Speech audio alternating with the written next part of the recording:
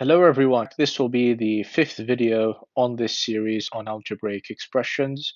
Remember to stay tuned for more series on, a lot more subjects and topics, all of which you can find and see in the channel description. Today we'll be looking at surds.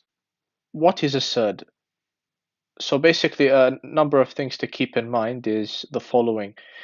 If n is an integer that is not a square number, so if n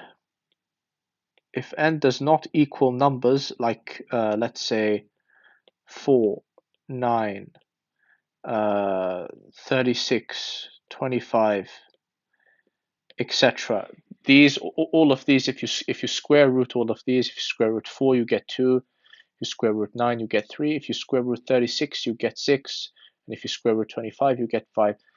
So if n is not a square number, it's none of these numbers like these square numbers, then any multiple of the square root of n, which again we're assuming is not a square number, any multiple of root n is called a surd. So this is a surd.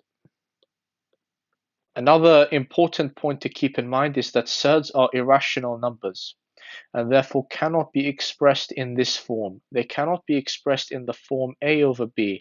So they can't be expressed in terms of a fraction like 3 over 4, 7 over 5, etc. Usually surds are written, let me give you an example. The square root of 2 is equal to 1.4142, etc., etc. So this is how irrational numbers usually look like. They usually have very long decimal places and they cannot be expressed in this form. So as we said, surds are irrational numbers. Now there are a number of ways to manipulate surds.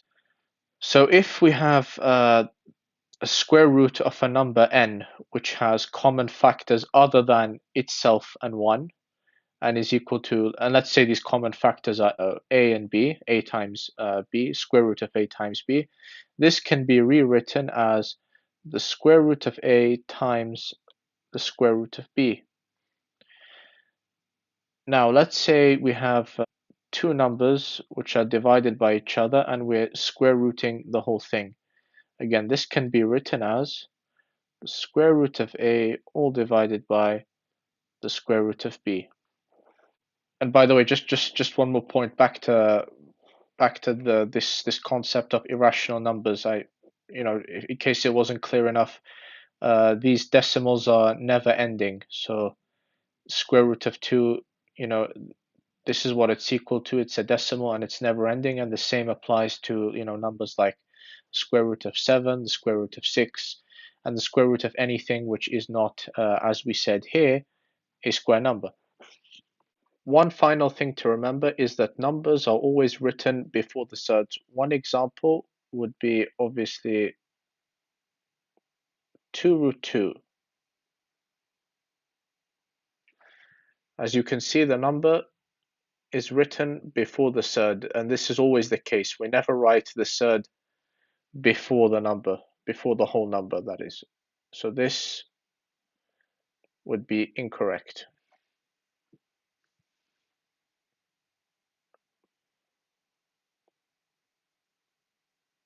Now let's look at the first set of examples. For part A, we have the square root of 12. What are the common factors of 12? Because 12 does have common factors other than itself and 1. The square root of 12 can be rewritten as the square root of 4 times 3. And using the rule above, using this rule, we can rewrite the square root of 12 as square root of 4 times the square root of 3. And the square root of 4 is 2, so we end up with 2 times the square root of 3, which is equal to 2 root 3.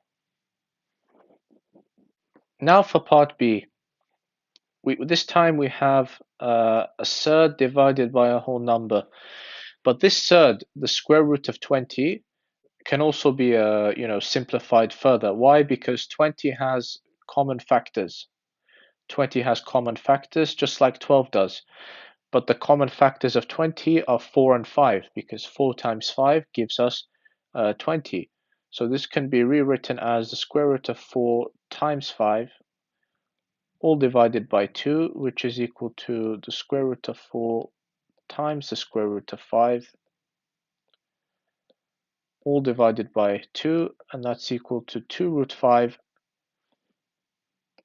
over 2, and the answer to that is just root 5, and that's the final answer. Now for part C, we've got 5 root 6 minus 2 root 4, minus 2 times root 24 plus the square root of 294. Now, for this first term here, 5 root 6, 6 does not have any common factors other than itself and 1. So this cannot be this term 5 root 6 can't be simplified any further. But 24 does have common factors, namely 6 and 4. So we can rewrite the square root of 24 as the square root of 6 times 4.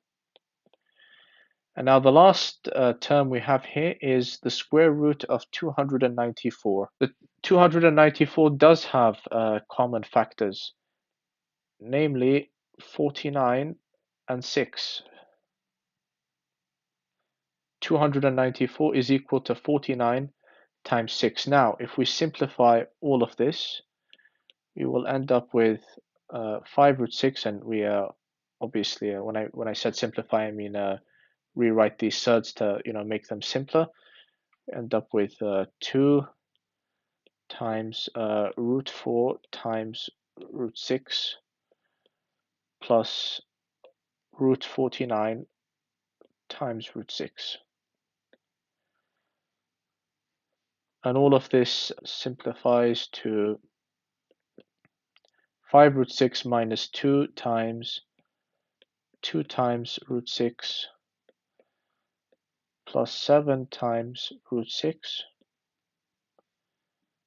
which is equal to 5 root 6 minus 4 root 6, because obviously 2 times 2 is 4, negative 2 times 2 is negative 4, plus 7 root 6. Now, since 5 minus 4 and 7 are all multiplied by root 6, this means we can perform arithmetic operations on all these terms. So 5 minus 4 plus 7 is equal to 8 root 6, and that is the final answer to part C. Now for the second set of examples, this time we're using surds and expanding the brackets. So if you watch the previous video, we talked about expanding the brackets, but in that video we were expanding the brackets with variables, usually x, y, z, etc., etc. But here we're expanding the brackets, this time with surds, and the exact same rules apply.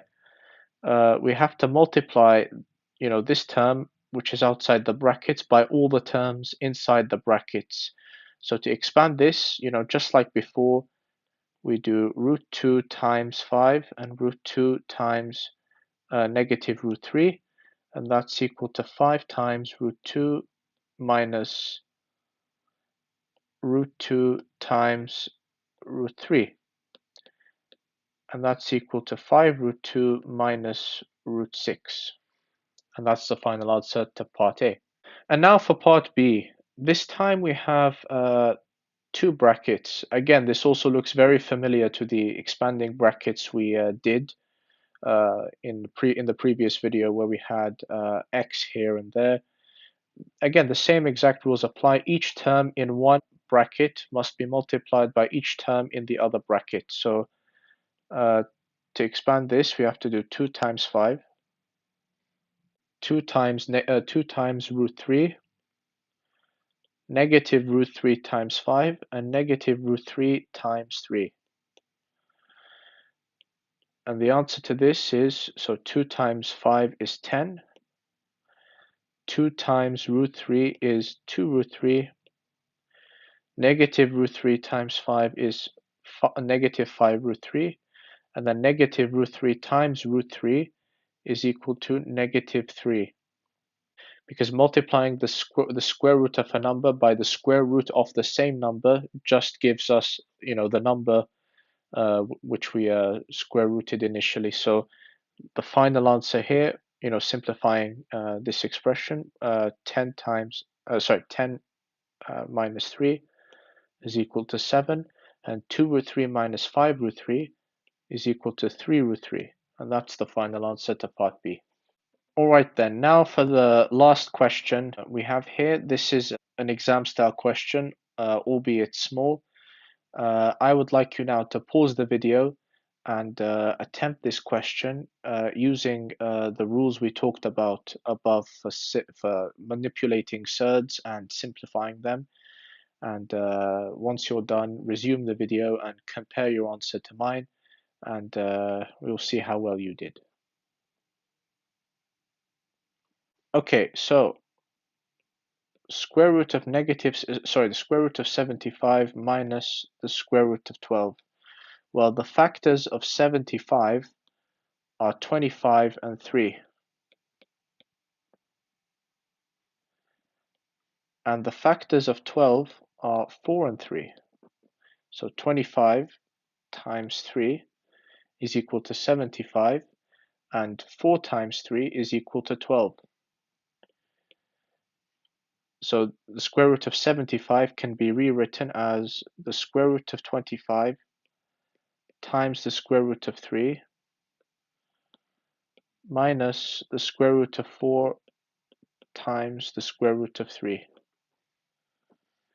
Square root of 5 is 5, so we get 5 root 3 minus, again, the square root of 4 is 2, so minus 2 root 3.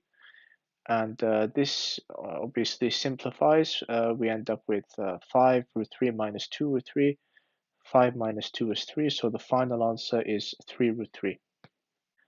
Now that's the end of the video.